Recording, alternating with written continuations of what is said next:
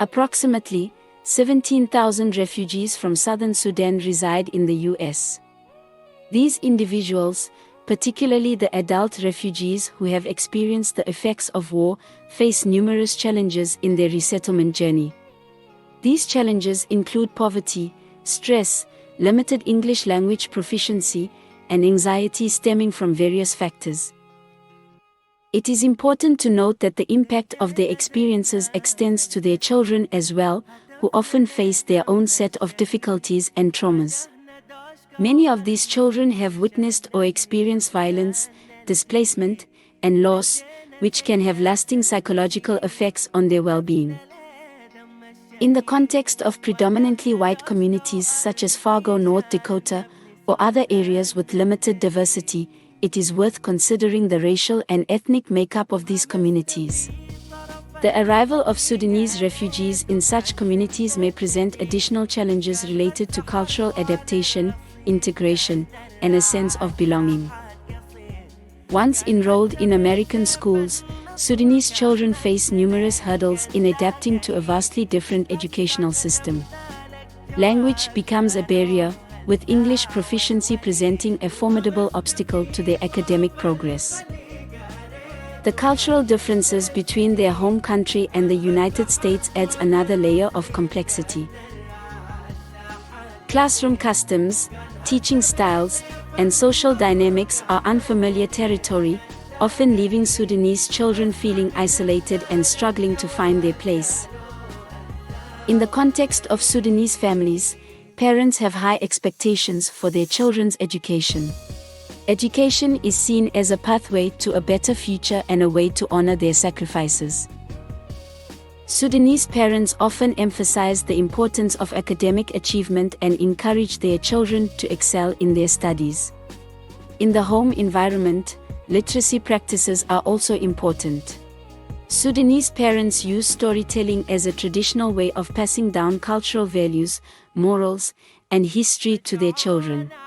It serves as a means of preserving their cultural heritage and instilling a sense of identity.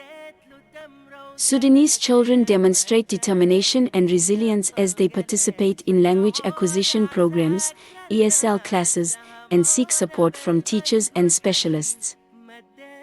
Their experiences emphasize the importance of addressing the unique needs of immigrant and refugee students in American schools. A river of strangers in search of a place to be free, to live and laugh, to love again. In search of a place where bombs did not fall, where people did not die on their way to market. A river of people in search of peace. In 2021, a total of 12,500 refugees were resettled in the US. And more than 25,000 refugees were resettled in 2022. In fact, in the past 50 years, 3 million refugees have resettled in the US. And I was one of them. My name is Daniel, and it may help you to understand what it means to be a refugee if you hear my story. I am originally from the Bori-speaking group who live at the southern tip of Sudan, next to the border with Uganda. I wanted to become a priest and I received a scholarship to earn an MA in Divinity at the University of Kenya. The scholarship paid for my tuition and housing. I had to apply to Khartoum, the capital city of Sudan, to get permission to leave Sudan to go to Kenya. But for 3 months, I was turned down. I eventually had to pay a man 2,000 Sudanese pounds to get the documents for my family. I was told by the man that I had to leave Sudan in 2 days. At the end of my studies in Kenya, I had to choose between going back to Sudan or surrendering to the UN as a refugee. I chose the latter and was sent to a refugee camp in Kenya. While in the refugee camp, I applied to go to the US as a refugee, but I was told by seminary leaders that the US was not a good place to go to with my family because of gangs and crime. I almost stopped the process of going to the US, but I knew that living in Sudan and the refugee camp wasn't good either, so I decided to be adventurous. I was eventually accepted as a refugee, and I left the refugee camp in Kenya to travel to the US. As an Anglican priest, the Episcopal Diocese of North Dakota and the Lutheran Refugee Foundation sponsored me and my family to go to Fargo, North Dakota. My wife, 7 kids, and I became the first large Sudanese refugee family to arrive in Fargo. I soon figured out that the school system here in the US was quite different from what I knew back in Sudan.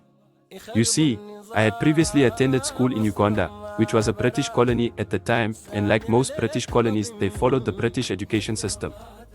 Matriculation exams, created by professors at Cambridge or Oxford University, were sent to the colonies, where students took them. Subsequently, the completed exams were sent back to Cambridge or Oxford for grading, with results typically returning after 3 months.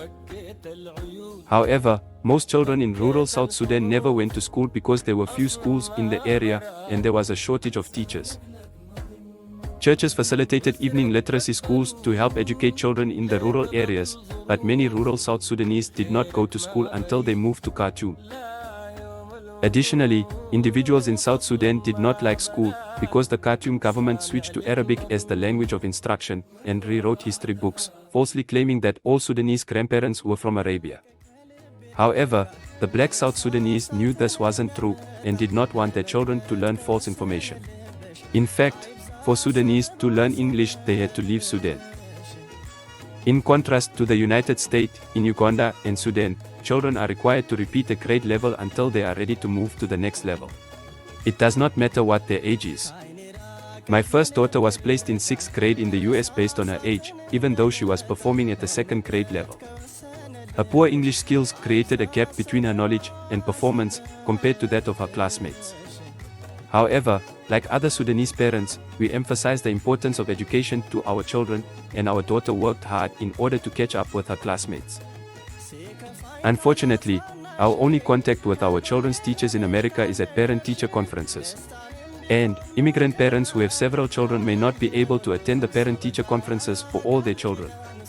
When we do get to meet with our children's teachers at parent-teacher conferences, they tell us that we need to work with our children at home, but they do not tell us how to help them. They assume refugee parents understand how to help their children navigate the foreign educational system, despite the many differences. Additionally, Sudanese refugees come to the US with little money, forcing us to take multiple low-paying and often labor-intensive and dangerous jobs to support our family. For example, I once had a job removing asbestos. By the time many of us get home, we are exhausted, so we do not have the energy to do anything with our children. Sometimes, teachers send home notes about our children, but these notes tend to only focus on the negative things. We fear our children reading these notes, because it can lead to them disliking the teacher. I believe starting the note with the children's strengths before addressing weaknesses would help both the children and Sudanese parents better understand and accept the feedback. We need teachers to understand that our children are our future. Help us so we can help them thrive in this unfamiliar place, where we are separated from our homeland's culture, and face new challenges daily. We need teachers and schools to work with us. As is said in our culture, when two elephants fight, the grass suffers. And we don't want our children to suffer.